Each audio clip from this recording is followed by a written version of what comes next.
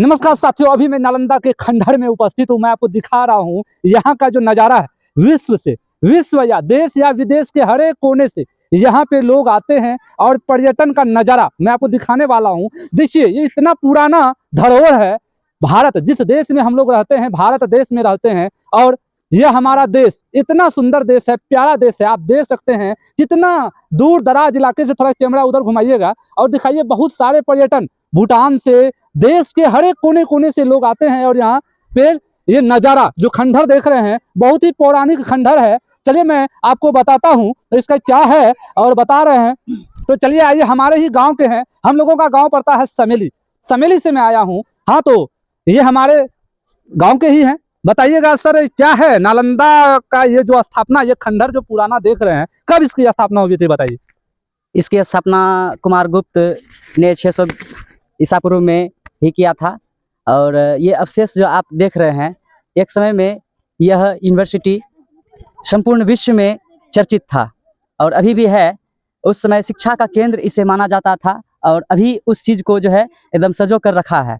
और आप यह अवशेष जो देख रहे हैं, एक समय में बख्तियार खिलजी नामक शासक ने इसको ध्वस्त करवा दिया, जला दिया। मतलब ये जला दिया गया, तब ये ऐसा दिख रहा है खंडहर की तरह। पहले तो यहाँ पे बहुत, खान सर भी कहते थे, इसमें 35 एक रूम में छात्र रहते थे। जी। और बहुत दूर दूर से आते थे। और यहाँ पे कोई ये शास्त्र की भी पढ़ाई होती थी, ऐसा उनका कहना था। जी हाँ, तो ऐसा बिल्कुल है। सही बात है। क्योंकि आप इसके इतिहास को जब खंगालेंगे तो आपको पता चलेगा कि यह धरोहर हम सभी का एक, इसको शब्दों में बयां न किया जा सकता है। इतिहास को पढ़ने के बाद बहुत सारी जानकारियां हमें प्राप्त होती है, ठीक है। और उन्हीं चीज़ों का हम लोग अभी अवलोकन करने के लिए आए हुए हैं और कर ही रहे हैं। अच्छा, ये जो खंडहर बना, क्यों बना है, क्या बता सकते हैं इसके बारे में? क्यों खंडहर बना, क्यों इस चीज को जलाया गया? इतिहास को जानकारी लेने के बाद, इस इतिहास को पढ़ने के बाद पता चलता है कि बख्तियार खिलजी नामक का जो शासक था, तो उन्हीं के द्वारा मतलब उन्हीं के आदेशों पर इसमें आग लगवा दिया गया था। मतलब इसमें आग लगा दिया गया था, जी। तभी जाके ये खंडहर, आखिर आग क्यों लगाया गया था, क्या है इतिहास में, हिस्ट्री में क्या लिखा हुआ है, बताइए। इतिहास को यदि देखा जाए तो उसमें स्पष्ट रूप से कहा गया कि ये जो खिलजी नामक शासक था, वह शायद किसी रोग से ग्रस्त थे। हाँ। और उनका इलाज जो है कि कहीं कोई वैद्य नहीं कर पा रहे थे। हाँ। तो यहीं के आचार्य, अर्थात नालंदा विश्वविद्यालय के जो आचार्य थे, तो उसके द्वारा एक इधर आ जाइए, पुस्तक के माध्यम से। हाँ। और बख्तियार खिलजी चूंकि मुस्लिम थे और उसका यह भी मानना था कि हम उसके पुस्तक को नहीं छुएंगे। मतलब यहाँ मुस्लिम की पढ़ाई नहीं होती थी, ऐसा कहना था, इसीलिए इसको जला दिया गया। सुनिए ना, उसमें है क्या कि उसको मतलब एक पुस्तक पढ़ने के लिए दिया गया, बाइबिल।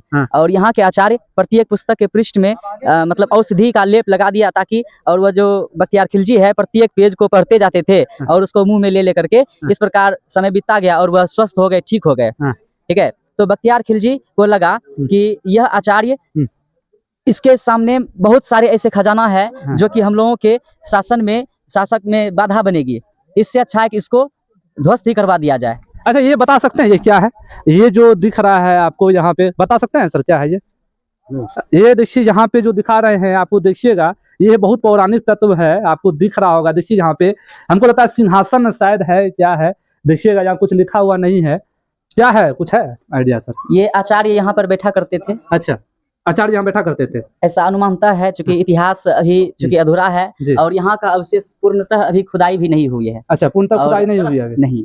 अच्छा, और क्या है सर विशेषता, कुछ बताइए इसके बारे में। संतोष जी बताएंगे। चलिए, बात देखिए, ये भारत का एक बहुत ही प्राचीन स्थल है और ये एक विरासत भी है, कह सकते हैं, क्योंकि विश्व का वर्तमान समय में सबसे प्राचीन जो विश्वविद्यालय था, एक तक्षशिला था। उसके बाद ये गुप्त साम्राज्य के समय में बनाया गया विश्वविद्यालय था और ये मुख्य रूप से बौद्ध विहारों के लिए प्रसिद्ध है। यहाँ पर बौद्ध भिक्षु के साथ साथ अन्य धर्मावलंबी भी आकर यहाँ पर शिक्षा ग्रहण करते थे। इसकी स्थापना गुप्त साम्राज्य में किया गया था और कुमार गुप्त नामक सम्राट थे, उन्होंने इसका निर्माण करवाया था। इसकी एग्जैक्ट डेट तो अभी तक पता नहीं है, लेकिन यह अनुमान लगाया गया है कि यह 6ठी शताब्दी में इसका निर्माण किया गया था। और ये ऐसे विश्वविद्यालय हैं जहाँ पर चीन से हेनसोंग जैसे यात्री जो आए, यहाँ पर उन्होंने पठन पाठन किया था, अध्ययन किया था। और यहाँ पर शीलभद्र जैसे आचार्य, जो कि काफ़ी विद्वान थे, उन लोगों ने यहाँ पर आचार्य का कार्य किया है। और ये 13वीं शताब्दी में खिलजी के एक सेनापति बख्तियार खिलजी नामक था, जिन्होंने इसे 13वीं शताब्दी में इसका विध्वंस कर दिया था। और आज हम जो ये देख रहे हैं ये एक खंडहर है, क्योंकि इसको बख्तियार खिलजी ने आग लगाकर तहस नहस नष्ट कर दिया था। चलिए ये आपको नज़ारा दिखाते हैं और लेके चलेंगे वहाँ। चलिए संतोष जी, और वहाँ पे चलते हैं और वो खंडहर का नज़ारा हम अपने दर्शकों को दिखाते हैं। आखिर ये हमारा भारत देश का जो प्रसिद्ध स्थल है, अगर आप अभी नहीं आए हैं तो चिंता मत कीजिए, आप आइए यहाँ पे और ये सुंदर नज़ारा देखिए और अपने दोस्तों को भी बताइए। यहाँ पर आइए, ये नालंदा में पड़ता है और नालंदा हमारे बिहार में है। भारत में जाइएगा तो बिहार में पड़ता है। और यहाँ पे आइएगा, हाँ किसका, हाँ लीजिए जी, हाँ लीजिए सीजन, हाँ। तो ये आपको दिखा रहे हैं, ये खंडहर है और आपको ये नालंदा का जो खंडहर है आपको दिख रहा होगा, यही वो खंडहर है। बने रहिएगा वीडियो में, आगे और दिखाएंगे। चलिए, ये आप जो देख रहे हैं ये नालंदा विश्वविद्यालय का ये हॉस्टल है। यहाँ पे ही पुराने ज़माने में छात्र रहते थे और आप देख सकते हैं ये है पुराने ज़माने का कुआं। और इसी कुआं में क्या होता था, इस कुआं में क्या होता था? इस कुआं में पानी पिया, छात्र लोग पानी भरते थे, पानी पीते थे। हाँ, और क्या करते थे इसमें? और क्या, स्नान करते थे। अच्छा, और तबीयत जो ख़राब हो जाता था क्या बोल रहे थे?